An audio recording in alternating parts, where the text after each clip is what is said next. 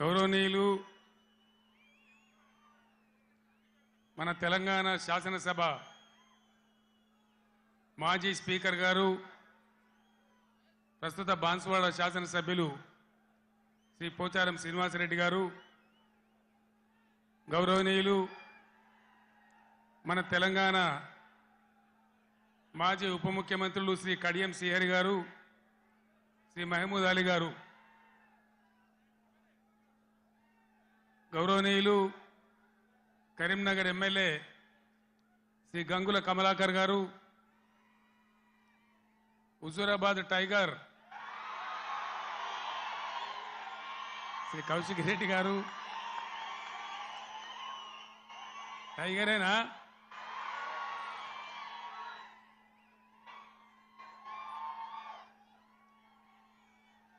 Karimnagar parliament సభ్యులుగా పోటీ చేస్తున్న వినోద్ కుమార్ గారు, పెద్దపల్లి పార్లమెంట్ సభ్యులుగా పోటీ చేస్తున్న శ్రీ ఈశ్వర్ గారు, 2001లో 17 మే నాడు ఇదే స్టేజ్ మీద ఉన్న పెద్దలు గౌరవనీయులు మాజీ పార్లమెంట్ సభ్యులు శ్రీ కెప్టెన్ లక్ష్మీకాంతారావు గారు, వేదికను అలంకరించిన గౌరవ శాసన మండలి సభ్యులు, మాజీ కార్పొరేషన్ల చైర్మన్లు, స్థానిక సంస్థల ప్రజాప్రతినిధులు, పార్టీ పెద్దలు, మీ అందరికీ కూడా పేరు పేరున నమస్కారాలు. సభలో ఆసీనులైనటువంటి అన్నదమ్ములకు, అక్క చెల్లెలకు నా నమస్కారాలు.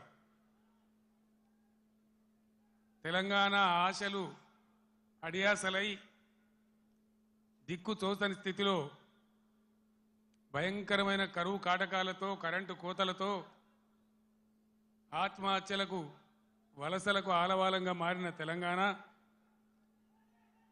ఇంకెక్కడైతుంది తెలంగాణ?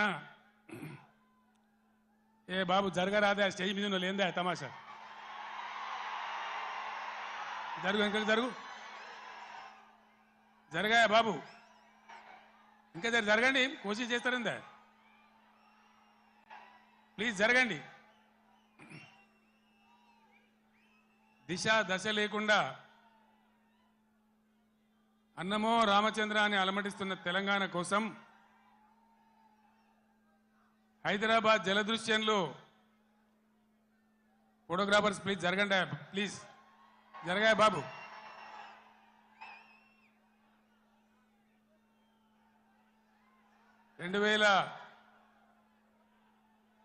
కపిల్ జరుగు.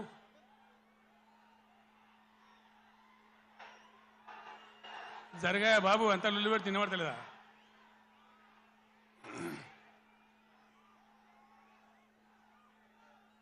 అయితే ఆ రోజు ఎవరికి కూడా విశ్వాసం లేదు. తెలంగాణ అనే మాటనే అసెంబ్లీలో మాట్లాడవద్దు అనేటువంటి ఆంక్షలు ఆ రోజు నాకున్న పదవులన్నీ ఇసిరి వాళ్ళ ముఖాన పడేసి తెలంగాణ ఖచ్చితంగా నిలబడాలి, కలబడాలి, సంత రాష్ట్రం కావాలి, అయితే తప్ప దిక్కులేదని ఒక్కనిగా ఒక సైన్యంగా నాతో పాటు పిడికడ మందితో జై తెలంగాణ అని బయలుదేరినాం. హైదరాబాద్లో చర్చోపచర్చలు, ఎక్కడికి పోవాలి, ఏం చేయాలి, మీటింగ్ స్టార్ట్ చేయాలి, ప్రజల్లోకి పోవాలి, ఇది ప్రజా గర్జన కావాలి. బ్రహ్మాండమైనటువంటి చైతన్యవంతులైన ప్రజలున్న జిల్లా కరీంనగర్ జిల్లా. ఇది పోరాటాల గడ్డ. ఇక్కడి నుంచే ప్రారంభించాలని భావించి ఇదే ఎస్ఆర్ఆర్ కళాశాల మైదానంలో ఇదే రాత్రి సమయంలో మే 17వ తేదీ 48 డిగ్రీల ఎండ అయినా కూడా ప్రజల చైతన్యం ఉన్న జిల్లా అని చెప్పి తెలంగాణ ఉద్యమం కోసం ఊపిరిలూదాలని నమ్మి ఇక్కడికి వస్తే ఆనాడు మీరు తెలంగాణ జెండాను ఆకాశమంతా ఎత్తిన గడ్డ ఈ కరీంనగర్ గడ్డ. ఈ కరీంనగర్ గడ్డ మట్టినే బొట్టుగా పెట్టుకొని ఇక్కడనే పిడికిలెత్తి కార్యాచరణ చెప్పి నేను ఉద్యమం కోసం బయలుదేరిన. తర్వాత కథంతా మీకు తెలుసు, మీరే కథానాయకులు, మీరే నన్ను ముందుకు నడిపిండ్రు. కానీ కాంగ్రెస్ పార్టీ ఎటువంటి పార్టీ? నువ్వెక్కడిదివా మాతో నువ్వు గెలిచినావు కేసీఆర్ అసలు నీకు లెక్కేంది నీ బిషాదేంది